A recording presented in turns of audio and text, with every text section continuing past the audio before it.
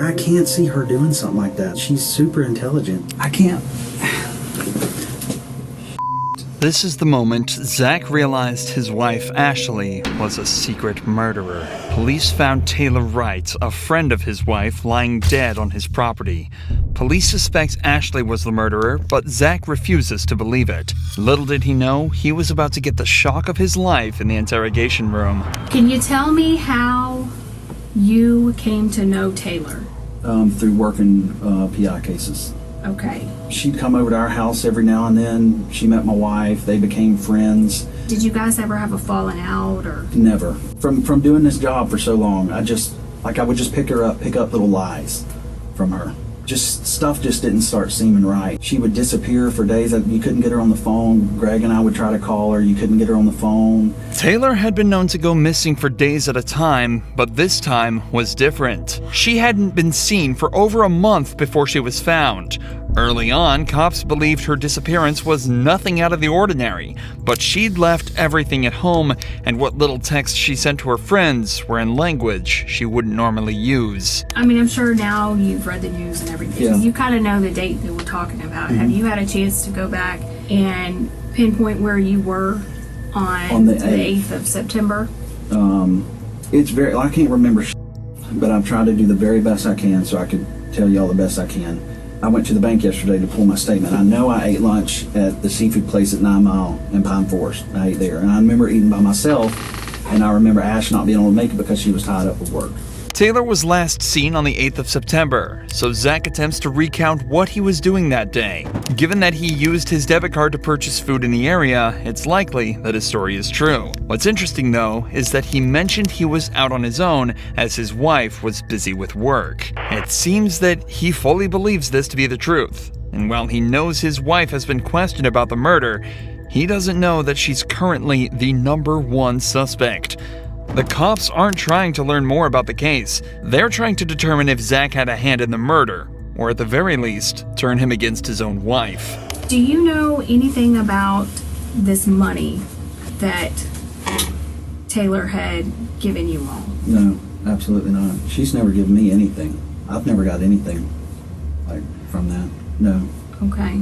Do you know anything about your finances? No, to be honest. I give her when I work a case or and I got a settlement from my attorney, I hand it straight to Ash. She takes care of everything. The money the detective is referring to here is a sum of $34,000 that Taylor had given to Ashley for safekeeping. Taylor was going through a divorce and wanted the money away from her own accounts. But instead of putting it in a safety deposit box as promised, records show Ashley put it into her own accounts. By the time Taylor wanted it back, she'd already spent all of it. Coincidentally, Taylor only asked for it back on the 8th of September. If it's not already obvious by now, Zach is a very caring person who obviously trusted his wife a lot. So far, he's provided solid answers to where he was when Taylor disappeared and his involvement in the couple's finances, equating to almost none. But the detectives have to rule out any involvement whatsoever, so they decide to discuss where the body was found. The property up on Britt Road, and that's owned by her aunt and uncle. Have you ever been out there?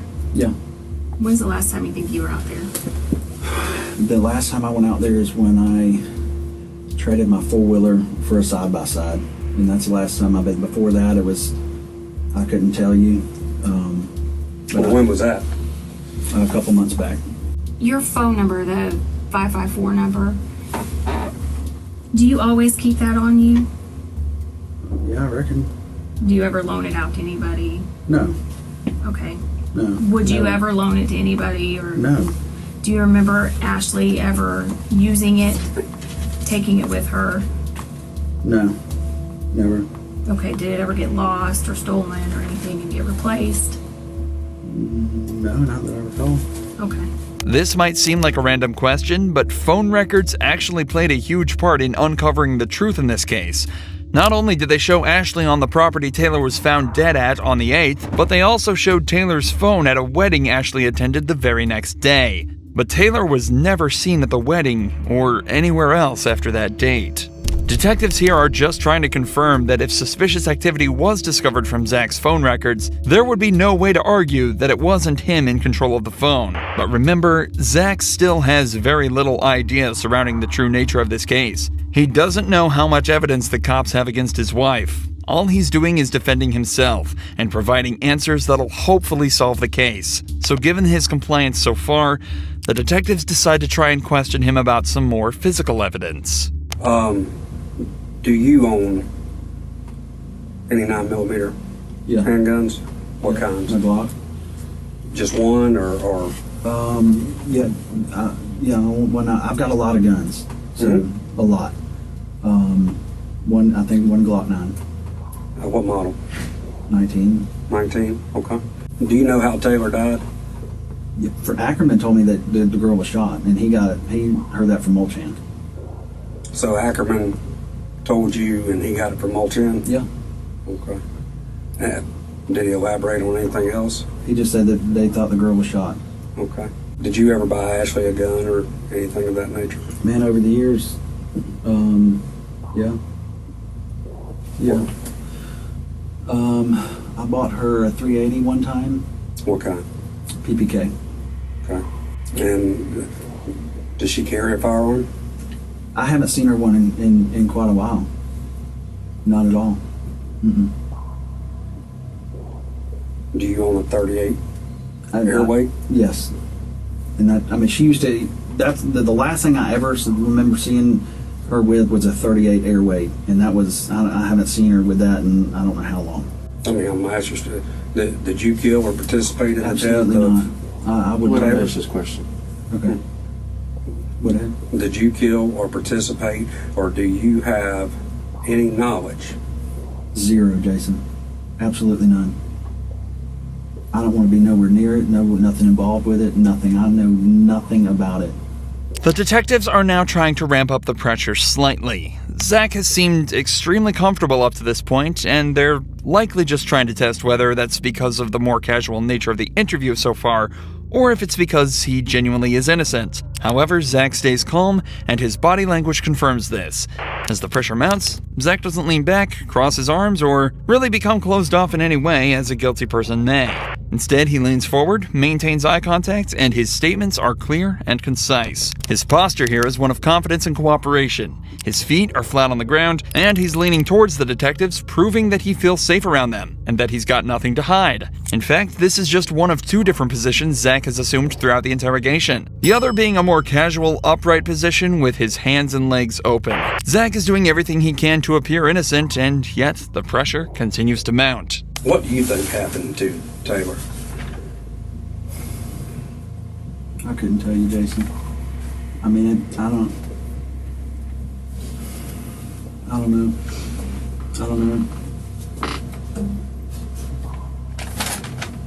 I mean, nobody deserves to ever get anything happen to them like that whatsoever. I don't know, buddy. I don't know what happened to her. And, I'm asking you, as this investigation continues, whether it's text, phone records, computers, financials, is there going to be anything that hems you up or ties you absolutely to that? nothing.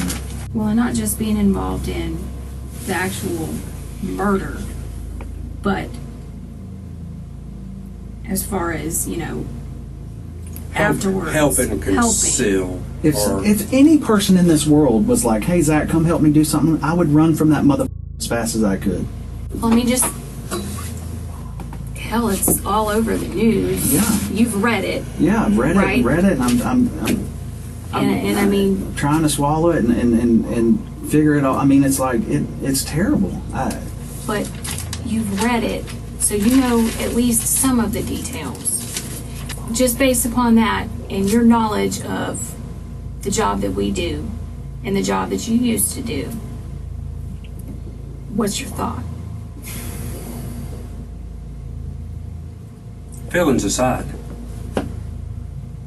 Just logically. I can't see her doing something like that. I mean, she's super intelligent. You know, she's got a criminal. I mean, Master's degree. yeah, or back. Is it master's or back? I don't know. One of the two. And that's just sloppy. I mean, that's sloppy. I can't see her doing that. There's obviously a lot going on in Zach's head right now. He obviously doesn't want to believe his wife killed someone, but his years of experience as a PI, coupled with all the evidence against his wife, logically have to be convincing him otherwise. Not only were there the bank statements and the cell phone records, but Ashley was even caught on camera at a hardware store purchasing the exact same type of cement that was used to fill Taylor's grave. At this point, though, the detectives have seen all they need to. Zach takes a minute to discuss a few things with his lawyer, and he signs a search warrant allowing them to obtain all his cell phone records. Eventually, Zach is cleared of any wrongdoing and is allowed to return home. Is now serving her time away from her husband behind bars.